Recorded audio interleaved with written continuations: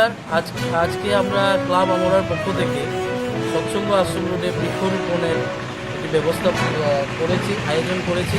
আমরা সকলেই জানি আজকে আন্তর্জাতিক পরিবেশ দিবস, এবং আজকের এই দিবস উদযাপনে আমরা আমাদের অঞ্চলে সিদ্ধান্ত নিয়েছি যে আমরা সর্বমোট 50টির মতন গাছ আমরা বৃক্ষরোপণ করব।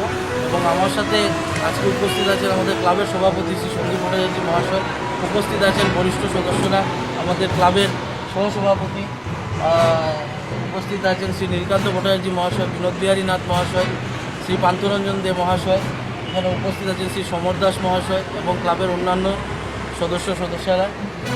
এবং আজকের আমাদের এই ব্যবস্থাপনা যেটা আমরা করেছি সেটি হচ্ছে যে বৃক্ষরোপণের ব্যবস্থাপনা, এবং আজকের থেকে আমরা আরম্ভ করতে চলেছি। এবং আপনাদেরকে আমরা জানিয়ে রাখি যে এই বছর ক্লাব আমরার 40 বছর পূর্তি, এবং 40 বছর পূর্তি উদযাপনে আজকে এই বৃক্ষরোপণ দিয়ে আমরা 40 বছর উদযাপনে পাড়ি দিচ্ছি।